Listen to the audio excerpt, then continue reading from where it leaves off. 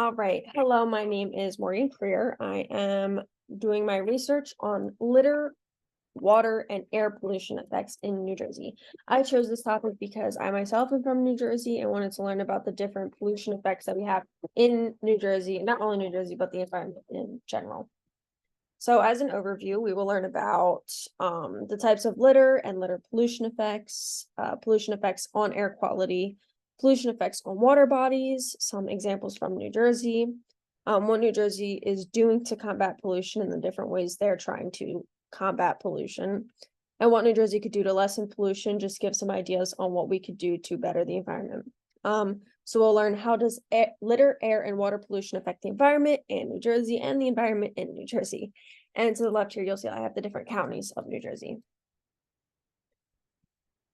So obviously there are more types of litter than I have listed here, but these are the most common, especially in New Jersey. We have plastic, cigarette butts, tires, food packaging, cans, metals, and glass. Plastic seems to be the number one. No matter how much research I did, plastic seems to be the number one issue in New Jersey. So just a few litter pollution effects. Obviously, there's more than this. We have wildlife endangerment, health risks, soil and water contamination, and air and water quality, which we'll get more in depth with as the presentation goes on and how it affects our water bodies, our air quality, and those things in New Jersey.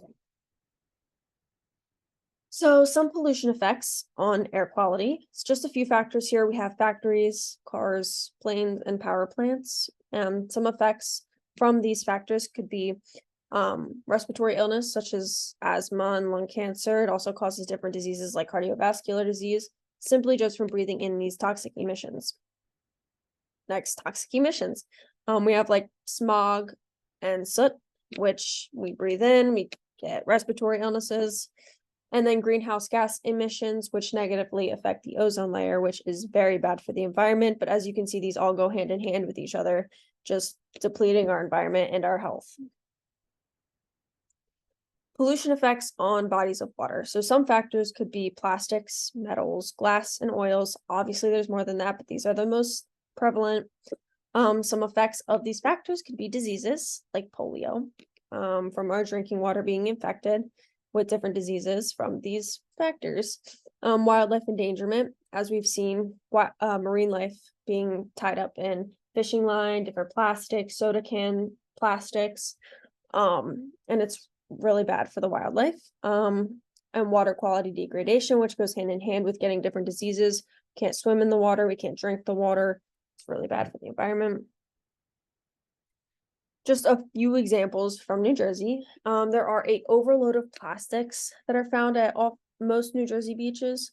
An annual beach sweeps report from the Clean Ocean Action discovered about 83% of items collected were foam or plastic at one New Jersey beach, but this seems to be a common theme at most New Jersey beaches. New Jersey waterways are flooded with pollution. Most of the blame is placed on non-point pollution, which is a type of pollution associated with runoff and other dispersed sources, which is the biggest problem affecting all New Jersey waterways. We also deal with point pollution, so non-point pollution and point pollution, which is when a lot of pollution is emitted in one singular location. So these two go hand in hand in making our waterways so polluted. The New Jersey wants to expand the turnpike, which at first sounds like a good idea. They want to add more lanes, but that brings out more cars, which in turn creates more climate and air pollution, which obviously is terrible for the environment. Few things New Jersey is doing to combat pollution. So I'm from New Jersey. We have banned all plastic bags and most of plastic straws. You go to the grocery store, you bring your own bag, you bring your own reusable bags, or you get a paper bag. You are not allowed to use plastic bags here, unless it's one of your own. Using clean energy technologies, we use bioenergy, hydrogen, solar, and wind. And I've seen in New Jersey, a lot of places try to use these different clean energy technologies. We have windmills in a lot of places, at least where I'm from, and solar panels. A lot of businesses, a lot of houses have solar panels. They're pretty much everywhere. It's a great clean energy technology. emission limits. So in 2021, the State Department of Environmental Protection adopted a rule to phase out sales of diesel powered trucks, which in New Jersey is one of the highest causing issues of emissions is from trucks. We have so many trucks going in and out of New Jersey. They travel through here and such. And we have different upgrades to our water services.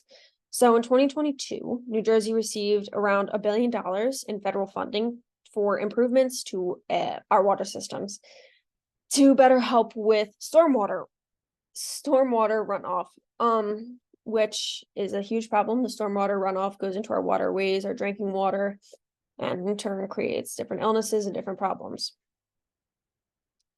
Some things New Jersey could do to lessen pollution. These are just some ideas I came up with. I researched a few.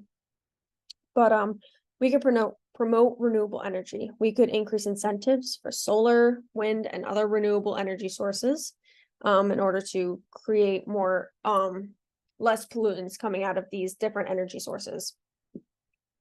We could improve public transportation. Like I've said a million times, I'm from New Jersey. Our public transportation sucks. But if we enhanced public transit systems, we could reduce more vehicles being on the road. So this truck problem, this car problem, excuse me, would lessen. And we could enhance waste management. So we could implement better recycling programs and waste reduction initiatives, adding more recycling bins, blah, and so on, in order to create a better waste management program. And protect our natural habitats. So our wetlands, our forests, so on and so forth, they absorb pollutants. Without these, the pollution would be out of hand and it would be a huge problem. So by doing that, we would be protecting our environment a lot.